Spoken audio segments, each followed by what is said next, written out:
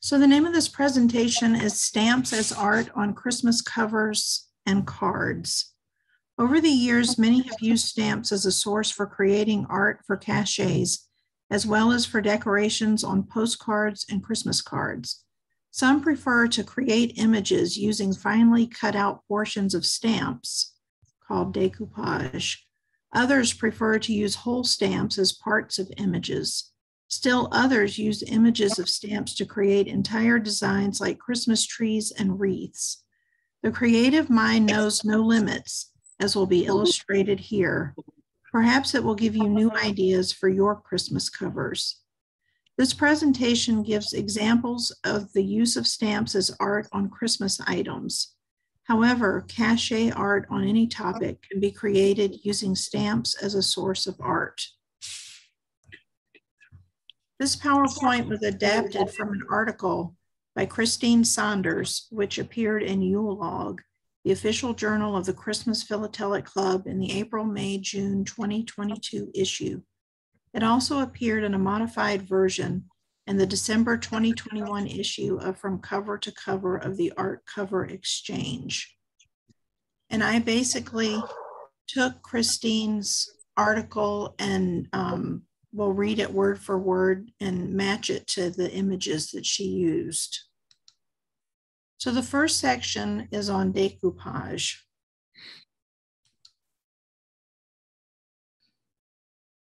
Prior to 1962, when Christmas stamps were introduced in the United States, individuals used portions of other stamps, especially if they were red or green, to create their Christmas scenes. The Moravian Star Cachet on this December 31st, 1932 cover has 12 triangles cut out from each of the Washington bicentennial stamps issued on January 1st, 1932. All stamps in the cachet are used.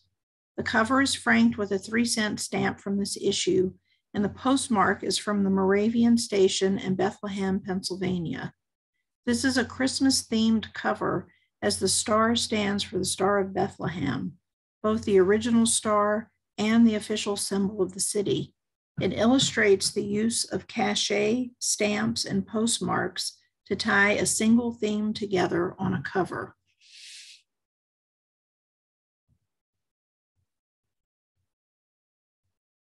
Several naval covers postmarked on Christmas Day 1939 illustrate decoupage.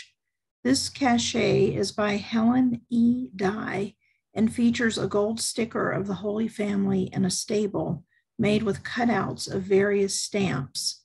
Even the Christmas star is cut from a stamp.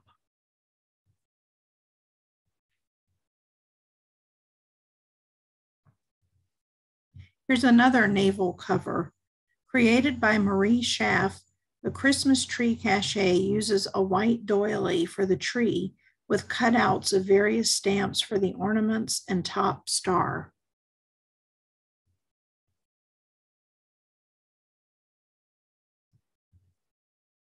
A 1978 First Day cover for the 15-cent Boy on Hobby Horse Christmas stamp sported Noel spelled out from cutout green 1-cent Thomas Jefferson stamps from the Prominent Americans issue of 1968 and red 10-cent airmail stamps of 1968. The Christmas tree on the cachet was cut out from the 1973 Christmas tree and needlepoint stamp. This was created by Mabel K. Pierce. Carolyn Gentry, a well-known decoupage artist, created the cachet on the 1995 First Day cover for the Midnight Angel Christmas issue shown. It includes 3 angels cut from the 1965 Angel with Trumpet Weather Vane Christmas issue below the angel from the 1974 Christmas issue. A 1955 2-cent Franklin postal card mailed from San Diego, California, was used as a Christmas card featuring a red and green image of a U.S. Naval Hospital. The chimney was cut from a 2-cent John Adams Presidential Series stamp. The two Christmas trees seen from the window were cut from 1-cent Washington stamps from the same series, and the front door featured the entire 2-cent Washington issue of 1903.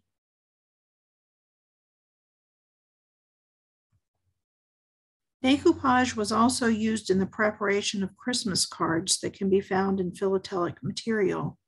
The card shown above was found in a cover postmarked in Christmas, Florida on December 21st, 1943. It featured a poinsettia created from red and green stamps, including 2 petals made from a 1-cent postage due stamp, and it's marked with the initials HC.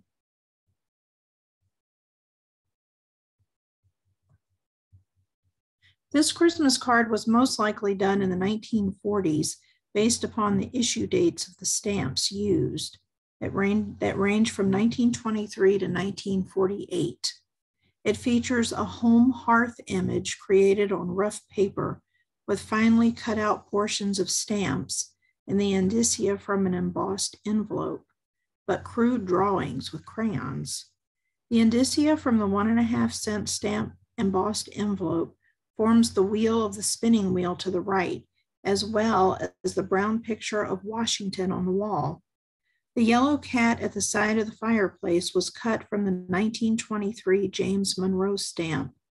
The other stamps used included the 1946 Kearney Exposition for the clock, top and neck, the 1947 Doctor's issue for the clock bottom, the 1948 Fort Bliss Centennial issue for the fireplace, the 1947 Florida Everglades National Park issue for the chair, the 1947 U.S. Frigate Constitution issue was used on the mantle, and the fire was made from the 2-cent John Adams stamp.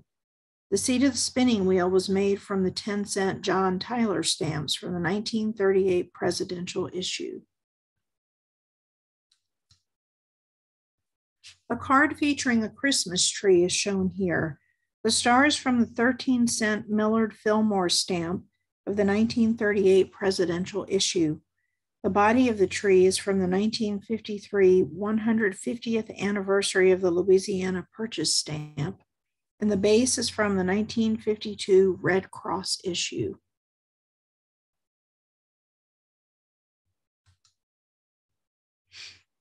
These two Christmas cards were created using stamps from Definitive series issued between 1923 and 1932.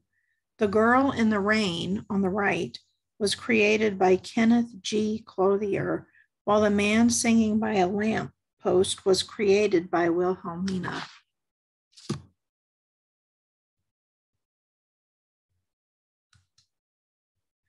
A cover postmarked December 2nd, 1938 by R. Vitt of similar style is shown here. Notable is the use not only of definitive stamps issued in 1923 and 1938, but also the inclusion in the woman's cap of the blue Stonewall Jackson stamp from the 1936 Army issue. Also notable is the use of pre-canceled stamps for the shirts and Christmas tree.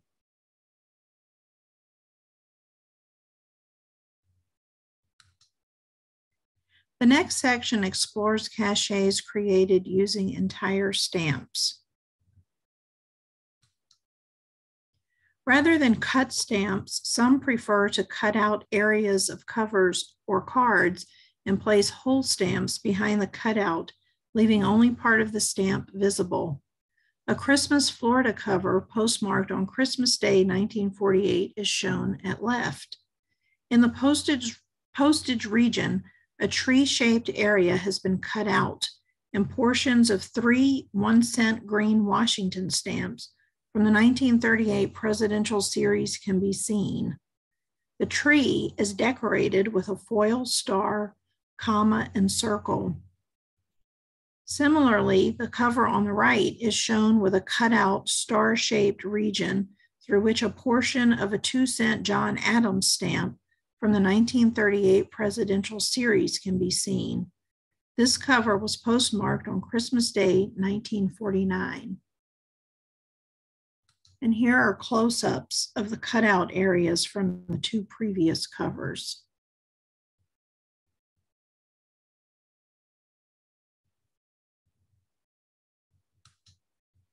For those wondering how a 2-cent stamp would be accepted as postage on the cover shown in Figure 1, when 3 cents was required for first-class mail in 1949, there was a Christmas card rate of 2 cents allowed for unsealed covers that carried no personal messages.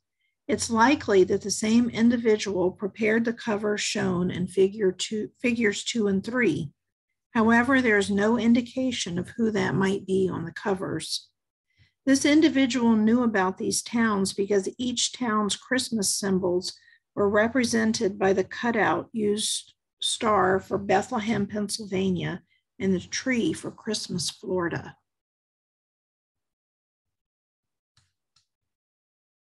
A more recent example of the use of cutouts is shown here. In 2017, Kyle and Kristen Hermany, two members of the Art Cover Exchange, created this Christmas card showing portions of various U.S. postage stamps, including many issued for Christmas, behind a tree-shaped cutout, a great example of stamps as art.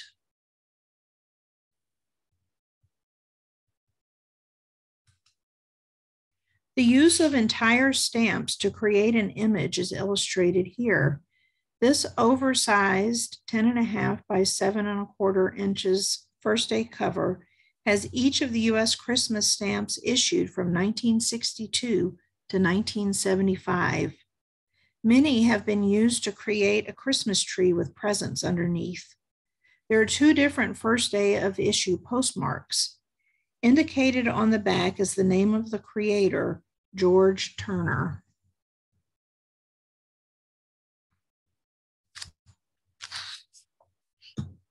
Carol Gordon, a noted cachet maker, created this first day cover with 3 different first day of issue postmarks.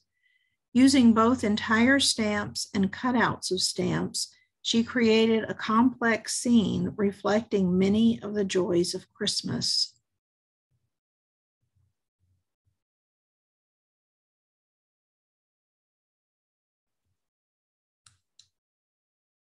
In 1933, William Faulks created a Christmas card featuring a variety of worldwide postage stamps. The cover in which he mailed one such card to himself was postmarked in Santa Claus, Indiana on December 19, 1933, and was franked with 3 imperforate 1-cent stamps from the American Philatelic Society issue souvenir sheet for the Chicago Century of Progress that was released August 25, 1933. The outside of the unfolded card is shown at the left. On the right front is an image of the front of a building, perhaps a church, with a large silver star affixed above the title where the Christmas story is told. On the back of the outside are images of snowflakes, evergreens, a reindeer, and a 75 Pfennig stamp issued by Württemberg, one of the early German states. The inside of the unfolded card is shown on the next slide.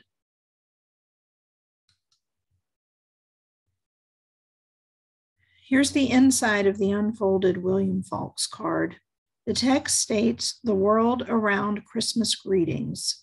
At the top left is a 3-cent U.S. stamp for the Byrd Antarctic Expedition 2, issued October 1933. Lines spread out from this stamp to 6 other stamps issued by a variety of countries, including Andorra, Hungary, Czechoslovakia, and Germany. Each stamp is the actual stamp, not an image of the stamp.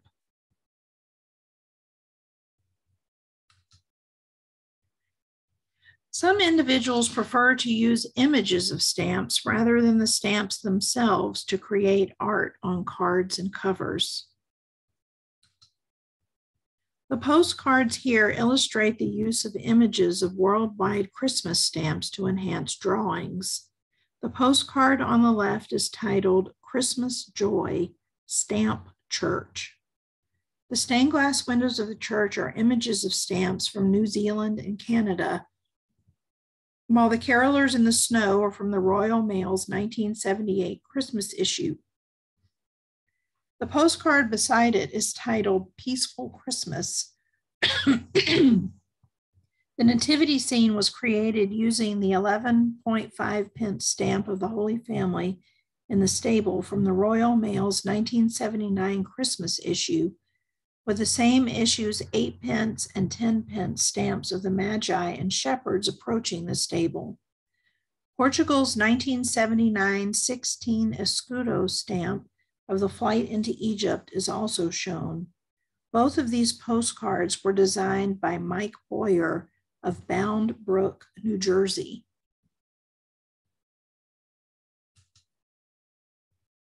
The cover shown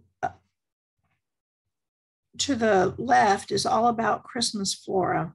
The cachet features a black and white wreath made from images of worldwide Christmas stamps on the topic. The postmark is Christmas Day, 1969, in Mistletoe, Kentucky. One might assume that the addressee is the creator, as it is the same name as on the return address on the reverse of the cover. A first day cover prepared in the same style and addressed to the same individual is shown on the right. Here, the images of the stamps form a Christmas tree.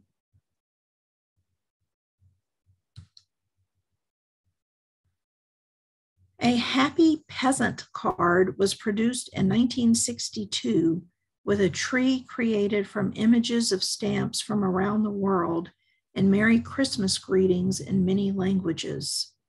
Inside was a souvenir sheet containing 4 North Pole stampage images and the text "Souvenir sheet honoring the spirit of Christmas under the authority of Santa Claus, past Master General."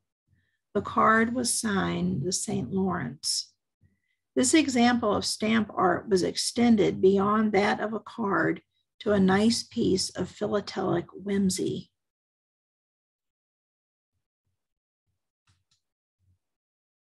Here's another example of philatelic whimsy.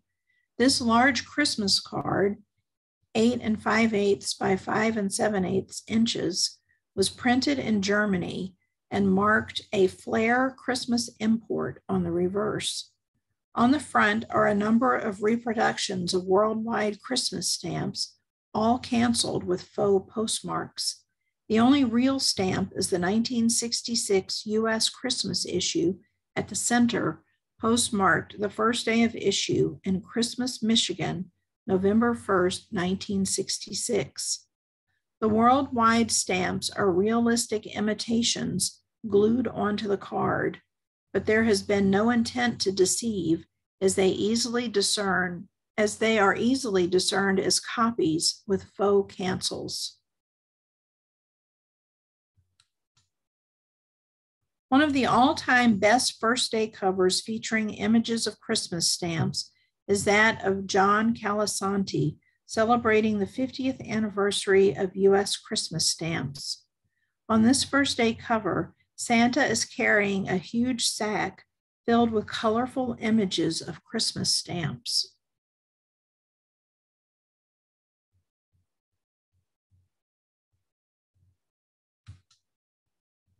Several years ago, Christine Saunders, the author of this presentation, was invited to write a chapter for Aspects of American Postal History that was published in 2016 by La Posta Publications. It was titled A Walk Through Postal History on Christmas Day, 1793 to 1899.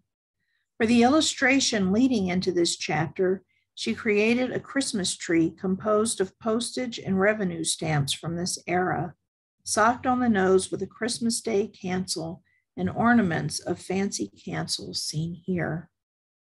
This is the only image using stamps that she has ever attempted.